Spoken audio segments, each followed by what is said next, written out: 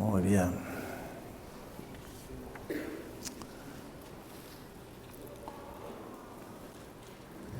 Mi tema para esta mañana, lo tienen allí en la pantalla, es 3 realidades y una plegaria. Porque eso es exactamente el contenido del Salmo 90. Cuando ustedes y yo leemos el libro de los Salmos, estoy seguro que al haberlos leído y familiarizados con el contenido de estas piezas increíblemente ricas del canto judío, estoy seguro que hemos adoptado muchos de esos salmos y los hemos llevado al corazón y han sido nuestra guía, nuestro aliento, nuestra inspiración en los momentos buenos y en los no tan buenos de la vida. Estoy seguro que todos recordamos el Salmo 1, bienaventurado el hombre, la mujer, que no anduvo en el camino, sino que está en el camino del Señor. Y bienaventurado el que puede decir, Jehová es mi pastor, y porque Jehová es mi pastor, entonces puedo recibir todas las bendiciones que Él nos da en el Salmo 23. Otros podemos decir, Jehová es mi luz y mi salvación, ¿de quién temeré? Jehová es la fortaleza de mi vida, bendito sea el que apropió el Salmo 27. El Salmo 46, Dios es nuestro amparo, nuestra fortaleza, nuestro pronto auxilio en las tribulaciones. Por tanto, ¿a quién vamos a temer? Aunque la tierra se derrita. Y esta mañana me gustaría llevarlos al Salmo 90 y confío que vamos a poder hacer la afirmación que hace Moisés.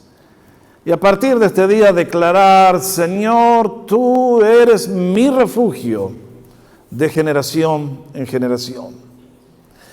Este es un salmo que cuando uno lo lee siente que está haciendo una visita al cementerio. Vuelvan el domingo que viene que vamos a hablar del Salmo 91 y es como visitar Disneylandia.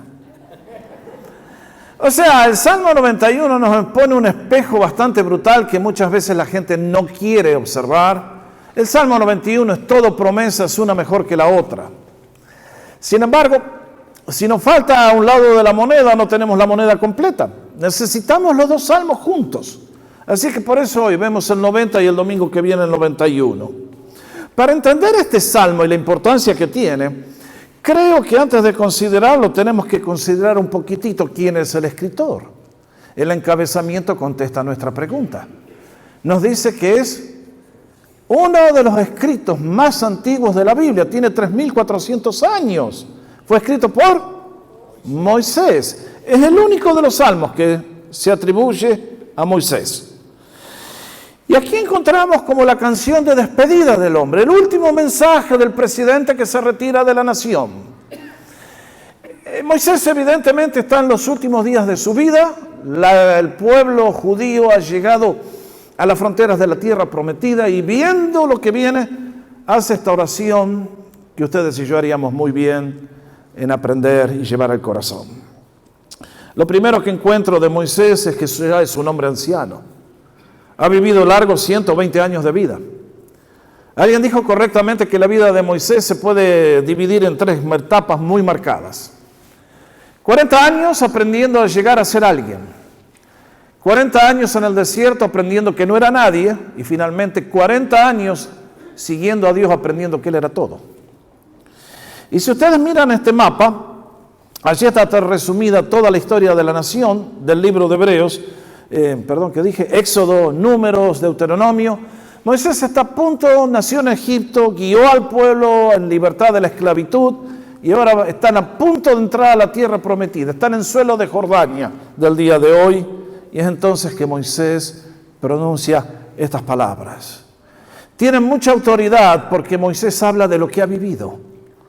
Es por eso que la segunda característica de este hombre que tengo que señalar es que no solamente es un anciano, sino que también es un hombre muy sabio. Recuerden, este es un hombre que estaba destinado al trono de la nación más poderosa del mundo.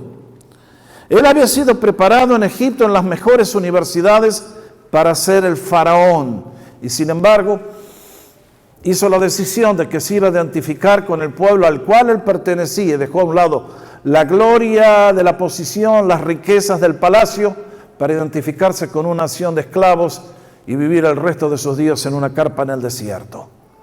Pero sin embargo, en el proceso, habiendo despreciado todo lo del mundo, ganó todo lo de Dios. Y por lo tanto, su vida es una vida muy notable. Por lo tanto, es un hombre que nos va a aconsejar para nuestro bien en este salmo. Y lo último que quiero señalar de Moisés es que es un hombre de fe. Él dice en el versículo primero: Señor, tú has sido un refugio para nosotros de generación en generación. Sí, Moisés tenía razón para decir eso.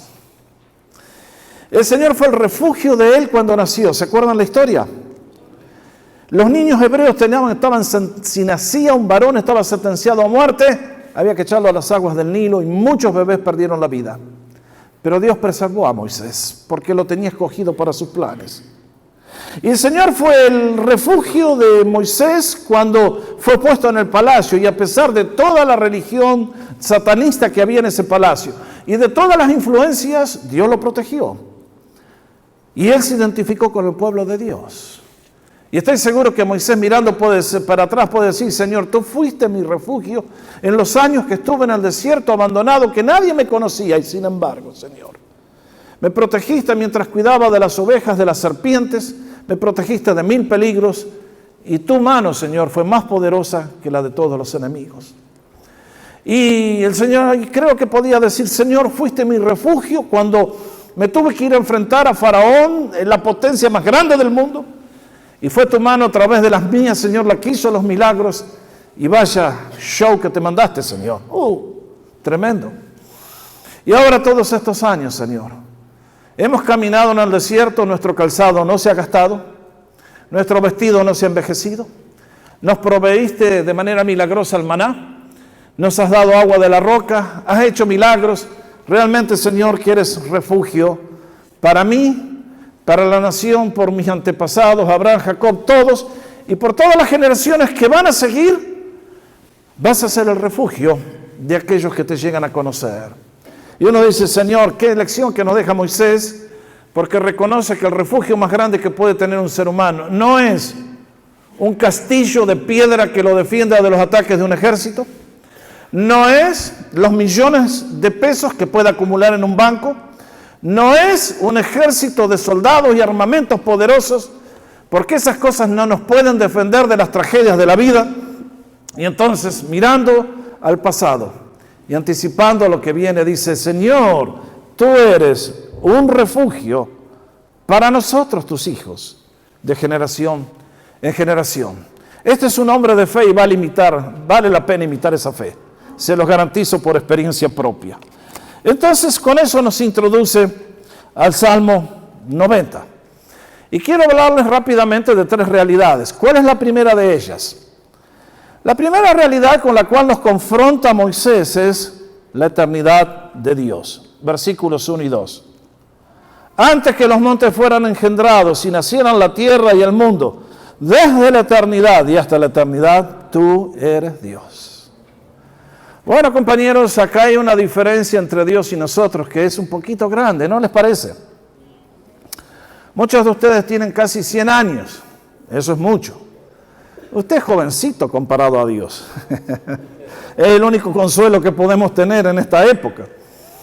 Pero ustedes se dan cuenta que Moisés va a poner el énfasis de manera que es, ¿cómo lo digo, Señor? Desde la eternidad y hasta la eternidad. Está pensando como humano en términos desde la eternidad. Si hay una sola eternidad, Señor, ¿cómo funciona esto? No sé, Señor.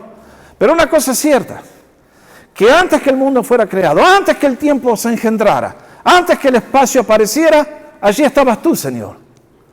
Y tú eres Dios. Cada vez que él usa esta palabra, Dios nos lleva de regreso a Elohim, el título de Génesis 1:1, el Dios de poder infinito, creador del cielo, de la tierra y de todo el universo. ¿Desde cuándo, Señor? ¿Tú eres Dios? Bueno, los astrónomos nos dicen que ahora el universo tiene 20 billones de años, no sé cuántos tiene. Esos son unos cuantos años. Y dice Moisés: desde antes que eso ocurriera, ya lejos tú ya estabas. Y cuando el universo desaparezca, tú vas a estar eternamente, porque eres Dios. Y no estás limitado al tiempo como nosotros. Y qué lindo que dice: tú eres Dios. Esto elimina todos los posibles competidores. Dios no tiene competencia. Hay algunos tontos que se han querido levantar a hacerle la competencia a Él, pero nunca le fue bien. El único Dios verdadero es el Dios que se ha revelado en la Biblia y en Jesucristo nuestro Señor. Y es el único, y eres tú, eres Dios, y no hay otro como Él, y no hay otro. Es por eso que comienza haciéndonos ver que Él es eterno, que no tiene principio, no tiene fin, y Él nunca cesará en su ser. Y ante esa realidad viene la segunda realidad, y es la brevedad de nuestra vida. Entonces, en los versículos 3 al 6, nos va a recordar algunas verdades que a ustedes y a mí no nos gustan, a ninguno. Versículo 3. Nos va a recordar la realidad de nuestro fin. Como dice, déjenme que busco en la Biblia, versículo 3. Haces que el hombre vuelva a ser polvo. Y dices, vuelvan al polvo, hijos de Adán. Ay, ay.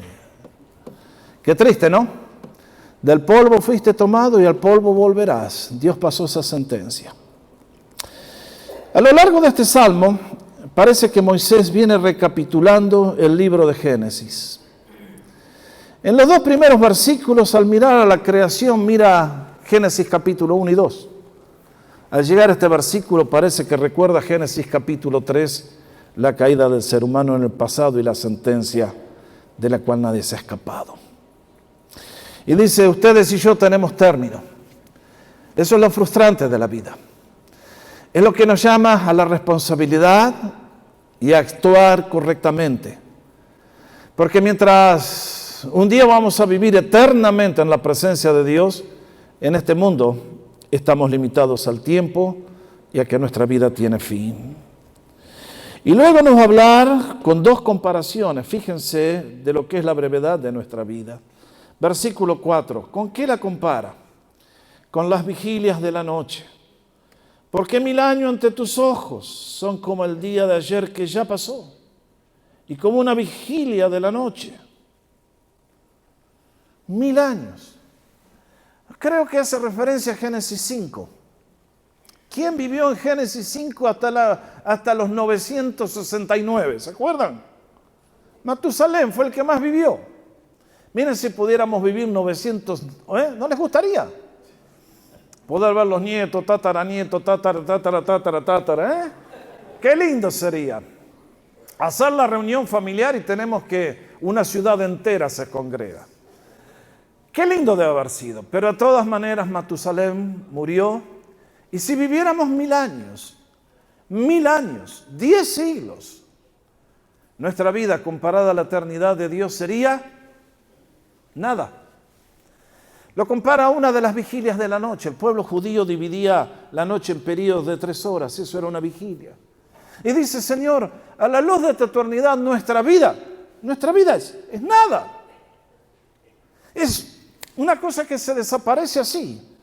¿Cómo? Bueno, vean ustedes lo que dicen los versículos 5 y 6. Tú los has barrido como con un torrente. Son como un sueño. Son como las hierbas que por la mañana reverdece y por la mañana florece y reverdece y al atardecer se marchita y se seca. Oiga, usted planta las flores en el jardín, las prepara, las corta, las pone en el florero, 2 días, se fueron. Y dice, en este caso Moisés, Señor, nuestra vida es más o menos así, exactamente igual. Corre y desaparece. A la mañana vamos a la playa, vemos ahí un montón de cosas, en la arena, formaciones. A la noche viene la marea, barre con todo, vamos al día siguiente, no hay ni el recuerdo de lo que vimos el día anterior. Hoy es un jardín florido, mañana pasa el viento, ¡prum!, no quedó nada. Y así es nuestra vida, dice Moisés. A la luz de la eternidad de Dios, nuestra vida es demasiado breve, se va demasiado rápido. ¿Y a qué se debe eso? En la tercera realidad nos va a contestar la pregunta. ¿Por qué es que ustedes y yo nos vamos de este mundo? ¿Por qué es que dura tan poco nuestra vida? ¿Por qué decae? ¿Por qué morimos? ¿Por qué volvemos al polvo? Y entonces, si las cosas estaban feas en esta estrofa, Uy, ahora aguántense que se pone peor todavía. Hay un tema que no nos gusta recordar. Es el tema de la ira de Dios. Y en estos próximos versículos, del 7 al 11, noten cuántas veces Moisés menciona la palabra la ira, la ira, la ira. 3 veces lo hace. 7, 9 y 11. Y allí nos va a recordar que el problema fundamental del hombre que tiene que resolver es el problema del enojo de Dios. El furor de Dios contra tu pecado y contra el mío. La ira de Dios que viene como resultado de haber violado su santidad. La ira de Dios que cae contra todo ser humano y nadie se escapa. Que no hay excepción a la regla. Que mientras en este mundo plagados de injusticias hay gente que hace actos delictivos y nunca pagan las cuentas, con Dios eso es imposible. Y entonces nos va a recordar en el versículo 7 el origen de nuestro fin. ¿Qué nos dice? Porque somos consumidos con tu ira y por tu furor somos turbados. En el pasado fue así, en el presente es así, en el futuro será así. Nadie se puede escapar de la ira de Dios. Nadie se puede escapar del castigo de Dios. Y entonces sigue diciendo en el versículo 8, que esa ira de Dios no viene porque Dios es un Dios airado y un loco y un demente y un dictador, que tuvo una mala noche y ahora tácate le pega al hijo. No, Dios no es así. Nos recuerda por qué entró el pecado en el mundo, versículo 8. Has puesto nuestras iniquidades delante de ti, nuestros pecados secretos a la luz de tu presencia. Así, esta es la razón por la cual ustedes y yo somos gente bajo ira. Noten bien, dice, has puesto nuestras iniquidades. Y ustedes y yo bien podemos decir muchas iniquidades, muchas de ellas, muchísimas de ellas. Lógicamente, el problema que tenemos es que los seres humanos definimos el pecado de acuerdo a lo que a nosotros nos gusta y Dios define el pecado de acuerdo a su santidad. Y muchas cosas que nosotros no le damos importancia, a los ojos de Dios son una perversión y una blasfemia. El que define el pecado no somos ustedes y yo, compañeros, es Dios. No lo olvidemos. Y después dice algo que es muy notable. Nuestros pecados secretos a la luz de tu presencia. Bueno, creo que acá Moisés se equivocó. Porque si hubiera estado viviendo en este siglo, hubiera puesto nuestros pecados que ventilamos en Facebook.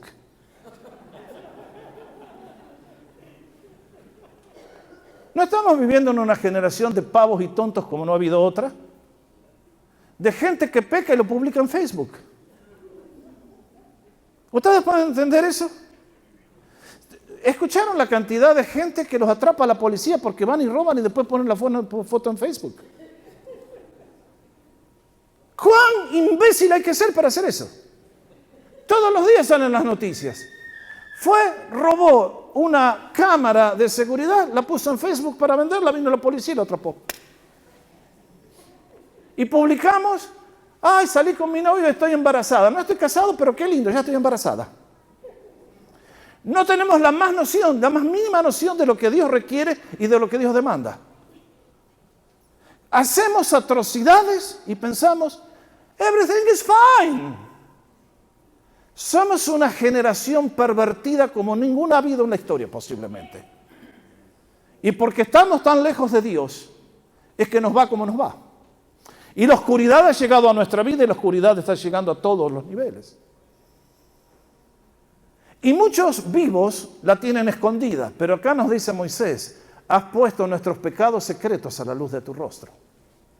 Mi hermano, ¿te vas a acordar que Dios no tiene pecados secretos? Que mientras hay secretos para ti, para mí, para el otro, Dios ya todo lo ha visto y está registrado en sus cámaras y que a su debido momento va a traer la evidencia a juicio. Mis hermanos, dice la Biblia que el comienzo de la sabiduría es el temor del Señor.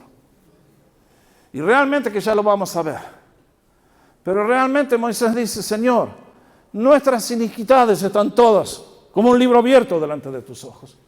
Esos pecados que tantas veces, hace un tiempo atrás, seguro que Adiel me está mirando desde New York hoy, me voy a tomar el permiso de contar una historia suya. Lo fui a visitar un día a la casa cuando estaba lastimado de la espalda y ustedes saben esos problemas lo dolorosos que son. Y Adiel me dice con una sonrisa, me duele tanto que confesé hasta los pecados de mi niñez. Ustedes y yo nos podemos identificar con eso, ¿no? Cuando el Señor nos aprieta ahí el torniquete, hasta los pecados de la niñez confesamos. Porque desde chiquito venimos haciendo las cosas mal a los ojos del Creador Santo. Y entonces Moisés sigue adelante, habiéndonos dicho el origen de nuestro fin y la causa de nuestro fin, que son nuestros pecados, nos recuerda la necesidad de aprender a reverenciar a Dios. Versículo 11. ¿Quién conoce el poder de tu ira y tu furor conforme al temor de la reverencia que se te debe a ti? Mis hermanos, vivimos en una sociedad engañada, vivimos vidas con el engaño, Satanás siempre nos engaña, es muy exitoso en el engaño y ustedes y yo mordemos la carnada todos los días. Y en este caso, Moisés nos recuerda que realmente hay algo que tenemos que aprender y es reverenciar a Dios. Es darle a Él el lugar que se debe. Es darle a Él la honra debida a su nombre. La persona que teme a Dios no va a temer a nadie más. El que no teme a Dios le teme a cualquiera. Nuestras vidas son el caos que son como resultado de no conocer a Dios, de no respetar a Dios. Y después Dios dice, bueno hijo, tú sembraste, tienes que recoger la cosecha. Entonces, a la luz de todas estas realidades, de que Dios es eterno, de que tú y yo tenemos una vida muy breve, de que Dios es un Dios de ira, entonces en la última parte, Moisés va a hacer una súplica, va a hacer una plegaria. Les dije que era un hombre de fe. Lógicamente, Moisés escribe 1400 años antes que Cristo naciera. Él nunca había escuchado la afirmación que iba a hacer después el apóstol Juan cuando dicen, la verdad vino por medio de Moisés, pero la gracia por medio de el Señor Jesucristo. Y a pesar de que no conocía todo lo que Dios iba a hacer y el corazón que iba a manifestar cuando Cristo nos visitó y la obra que iba a hacer en la cruz, sin embargo, Moisés, que había gustado algo y había conocido algo de lo que es esa misericordia y esa gracia, se va a aferrar a esos atributos de la grandeza de Dios para hacer una oración que les invito a ustedes a que si no la conocían sea la oración que elevan al Señor todos los días.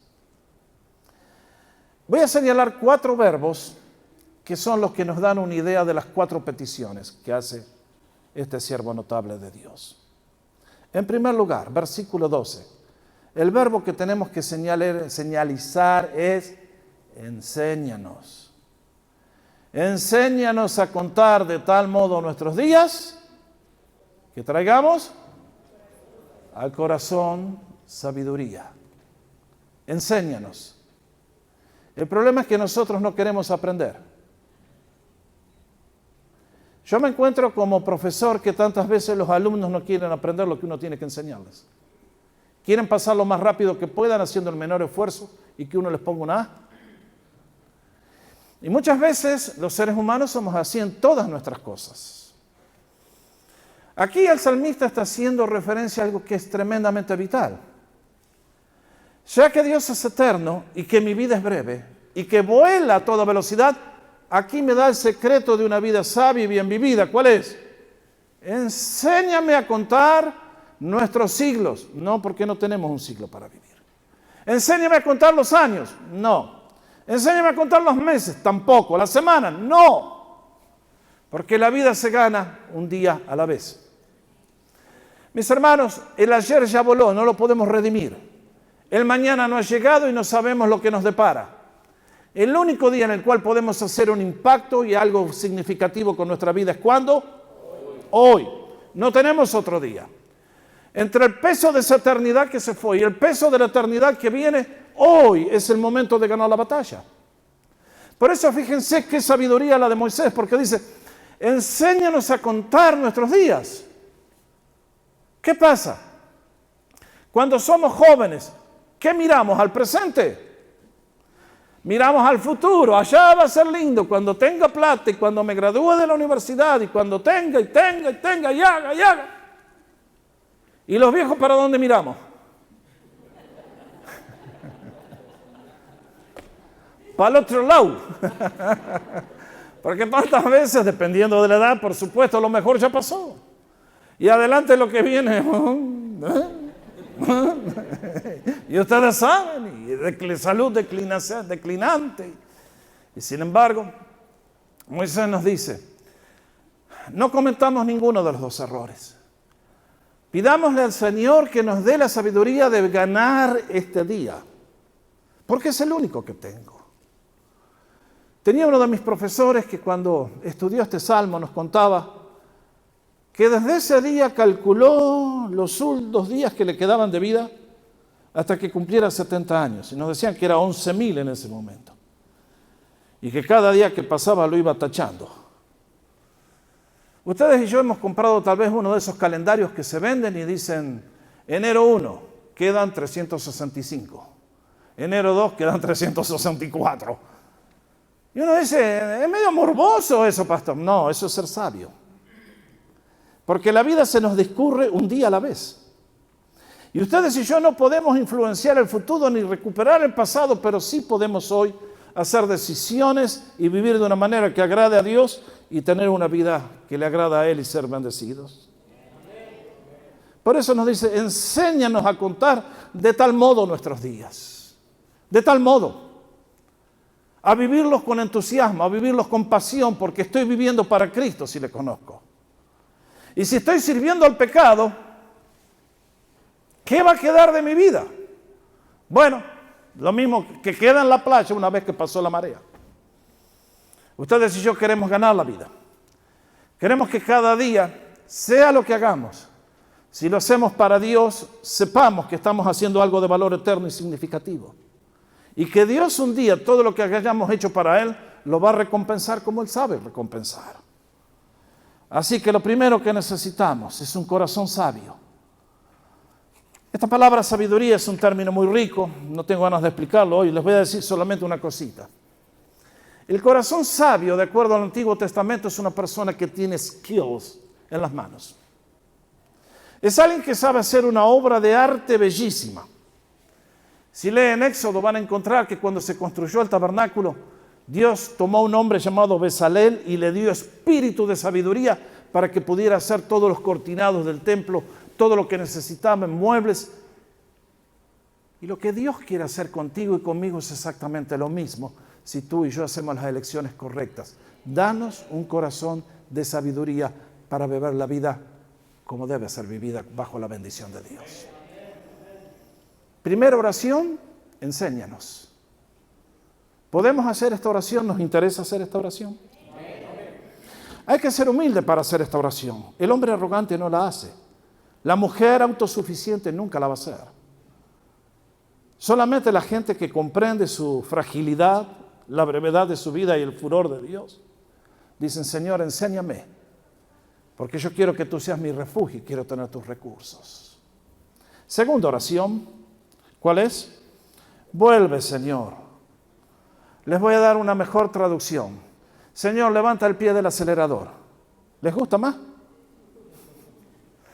Señor, levantanos un poquitito la cosa, A mí me asombra cómo Moisés tuvo que vivir. Honestamente no le envidio el pastorado a Moisés. Hace un rato les decía de lo lindo que es ministrar en esta iglesia.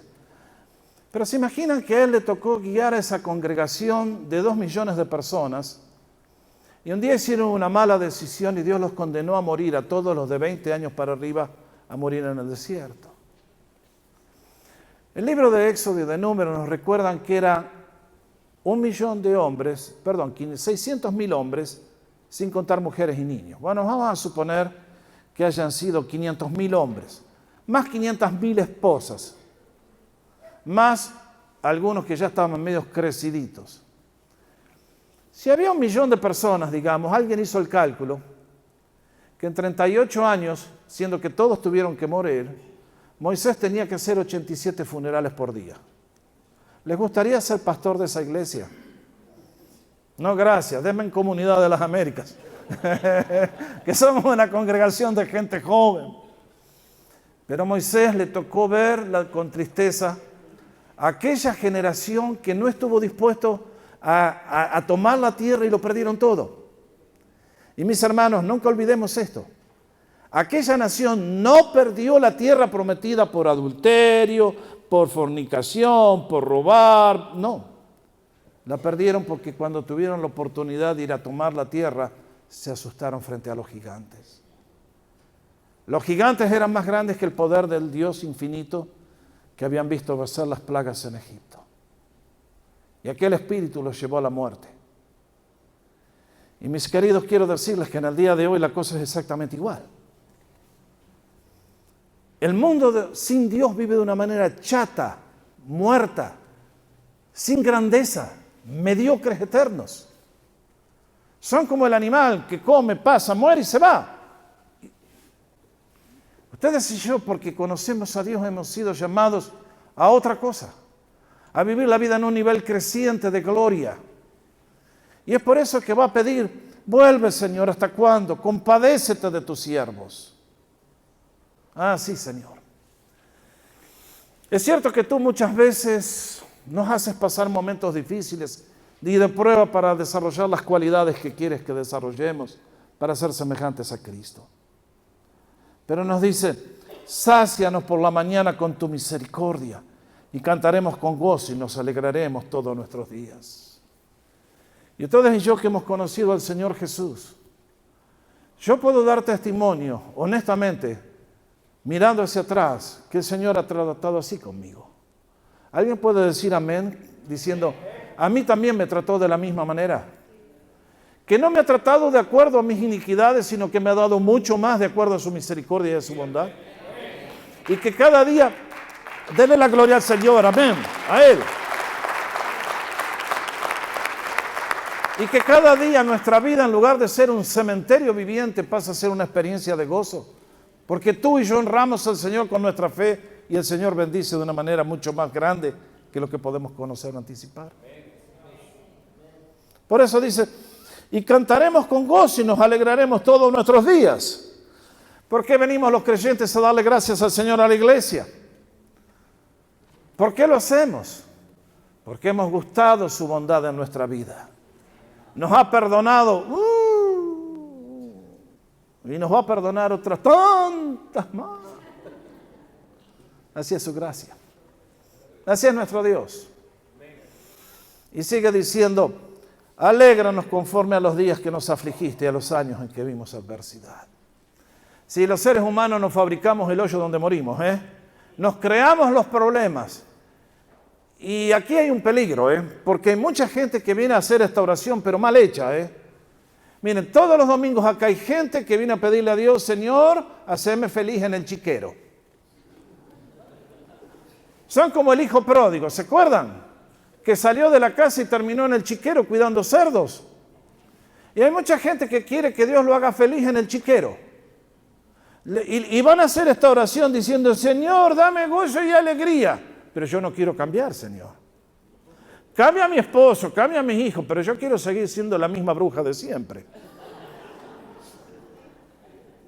No va por ahí. Aquí lo que el salmista está pidiendo es, Señor, ayúdame a cambiar a mí para que tu gloria pueda descender en mi vida. ¿Cuánta gente viene? Quiero ayuda. ¿Estás dispuesto a ayudarte a ti mismo? ¿Quieres que esta oración se cumpla en tu vida? Comienza a buscar a Dios de corazón sincero y a ser obediente a su voluntad. Y luego es una oración que todo padre piadoso que conoce a Dios quiere que se cumpla en la vida de su hijo. Sea manifestada, versículo 16. ¿Sea manifestada qué? Sea manifestada, y acá hay una palabra que es muy difícil de traducir al español.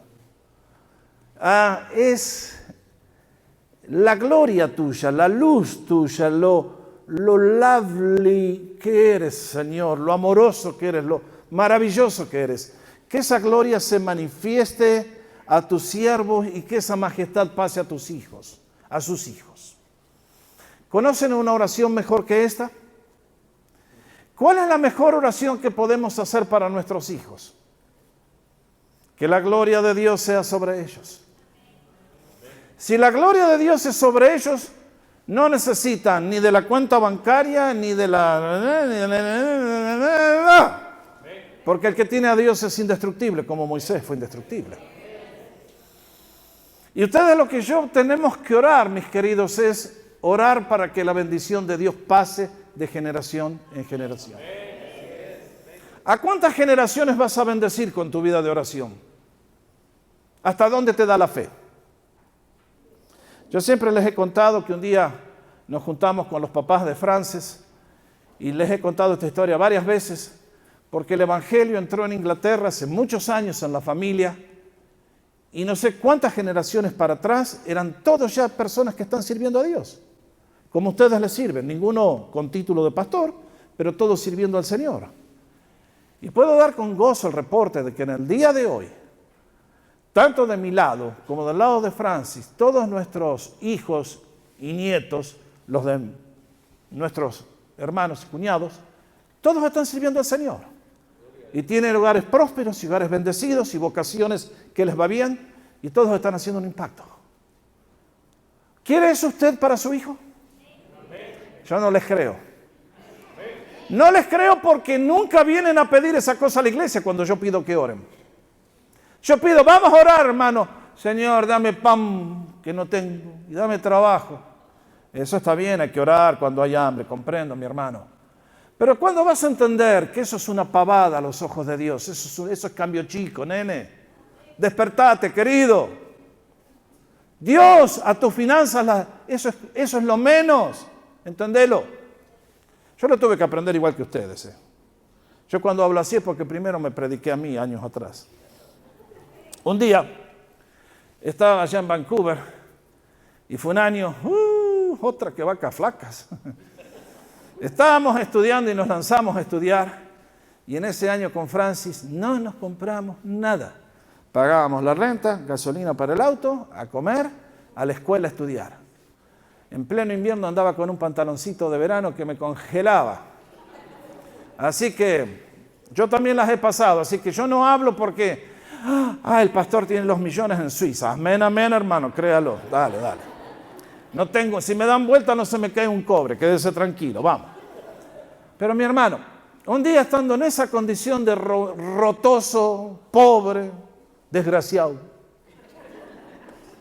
venía manejando y paso, había un parque allá donde estaba toda la cultura de los homeless, la droga, y les estaban dando comida gratis y ahí estaban todos estos haciendo la cola. Y paso por ahí yo, con mi infinita sabiduría y mirando la cola, dije, ¿será que vas a terminar así vos también? Y sentí la voz que me decía,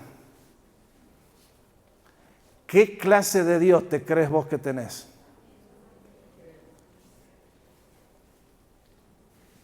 Ok. Nunca más dudé de que Dios iba a proveer a mis finanzas. Y nunca más el Señor nos ha dejado faltar. Nunca nos ha dejado faltar. Ahora, por eso, hermano, no vengas a decirle al Señor, Señor, ayúdame en el trabajo. Trabajá, no seas flojo, no seas perezoso. El Señor te va a bendecir. No va a dejar que tu hijo pase hambre. Pero quiere que su gloria sea sobre tus hijos. ¿Quieres eso para tus hijos? Entonces los viernes vení a orar, hermano, y anda a la célula a orar, compañero. Porque es una súplica que tenemos que hacer. La última. Confirma, versículo 17. Y sea la gracia del Señor nuestro Dios sobre nosotros. Amén. Confirma pues sobre nosotros la obra de nuestras manos. Sí, la obra de nuestras manos confirma. ¿Qué está diciendo Moisés? ¿A ustedes les gusta que su vida termine todo un fracaso completito? Que levantan un edificio y se cae y no queda nada. ¿Quieren que su vida sea así como la marea que se lleva y no queda nada? Yo creo que honestamente todos los seres humanos queremos ser parte de una causa digna y que nuestra vida cuente para algo. Que nuestra vida, el día que nos vayamos, la gente diga, este hizo algo. Esta sirvió para algo. Ustedes y yo trabajamos. Le ponemos energía a nuestro trabajo, a nuestra empresa, a nuestra carrera, correctamente. Luchamos por levantar cosas. ¿Tú quieres que no quede nada de todo tu trabajo? Moisés dice, Señor, que este esfuerzo que estamos haciendo para ti, que esto que es mi servicio para ti cuando manejo el camión, cuando limpio la casa, cuando hago lo que haga, Señor, que en la vida de mis hijos esa bendición pase. Y que como resultado de mi vida haya vidas impactadas, vidas bendecidas. Confirma tu obra sobre nosotros. Y entonces uno dice, Señor, qué tremendo salmo. Este es un salmo para gente sabia. Y es por eso que el salmista nos dice que Dios es eterno, que nosotros nos vamos y somos muy breves, que la ira de Dios es nuestro enemigo. Pero hoy podemos proclamar que el amor de Dios en Cristo Jesús fue el que nos redimió de todo eso. Y que porque en Él tenemos esperanza, podemos vivir vidas distintas que le glorifiquen. Es por eso que podemos orar esas 4 súplicas. Sí, enséñanos. Vuélvete, Señor. Confirma. Haz, Señor, que mi vida valga.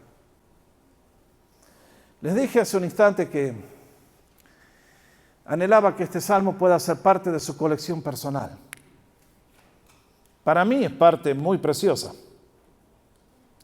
Moisés abre el salmo diciendo, Señor, tú nos has sido refugio de generación en generación. Y si yo miro mi vida, tengo que decir, amén, Señor. Así fue. ¿Quién hubiera imaginado que un chico que nace en un hogar evangélico en 1950 en Argentina? ¿Ustedes saben la bendición que fue eso? Todos mis abuelos vinieron de Europa, todos que no conocían al Señor. Todos religiosos, pero sin Cristo. ¿Y quién iba a imaginar que el Señor los iba a llevar a Argentina para que gente venida de Inglaterra los alcanzara con el Evangelio? Y tuve el privilegio de crecer en un hogar bueno, donde me enseñaron las cosas eternas. Y tuve el privilegio de que Dios me protegió en la juventud de tantos disparates que los jóvenes hacen. Y tengo el privilegio que ha sido mi refugio, porque a los 19 años me llamó para Él. Y ha sido mi refugio porque llegamos a Canadá y yo no conocía absolutamente a nadie, excepto una familia. Y cuando llegué, Jake, que era uno de los chicos que conocía, se había ido a Saskatchewan a trabajar para juntar plata para los estudios y me dejó al departamento con el auto para que yo llegue y pueda hacer todo. A los 5 días estaba trabajando. Los años en Canadá fueron de bendición. Nunca voy a olvidar el día que el pastor Herb me llama y me dice, Jorge, yo ni sabía que me conocía, el senior pastor vendría a ser el equivalente del pastor Greg acá. Me llama por teléfono y me dice, Jorge, queremos que vengas a una reunión porque queremos que estés a tiempo completo en el ministerio. Así es la mano de Dios. Yo lo pedí, yo lo busqué. No, Dios lo dio. Y puedo seguir y seguir y seguir. Y hasta el último día de mi vida, como les decía el otro día, yo tengo las maletas listas, pero creo que no me va a sacar Dios de este planeta porque todavía tengo que hacer mucho daño. Al enemigo, por supuesto. Espero ayudarlos a ustedes. Y como tengo todas cosas que hacer, entonces puedo ir para adelante sabiendo que si Cristo está conmigo soy invencible y soy invulnerable. Y que mi vida no la comparo con nadie, pero que si la vivimos bien con Dios, Él se va a encargar de que valga en este mundo y valga en la eternidad. Por eso en este día te recomiendo, aférrate a ese Dios creador que es el Dios de la eternidad, pero que es el Dios tan humano que se acercó a ti en la persona de Cristo y te levanta con sus brazos y te dice, vive para mí. Concluyo con las palabras del apóstol Pablo. Hermanos, yo todavía no lo he alcanzado, pero una cosa hago, olvidando lo que quedó atrás y extendiéndome a lo que sigue adelante, voy a la meta del supremo llamamiento de Dios en Cristo Jesús. Yo quiero atrapar aquello para lo cual Cristo me atrapó a mí. Dios te atrapó a ti por una razón y me atrapó a mí por otra razón. ¿Quieres que ese propósito se cumpla? Entrégale todo a tu vida a Jesús, confía con Él eternamente, pídele estas oraciones y prepárate para recibir los milagros del Señor. Vamos a ponernos de pie para orar.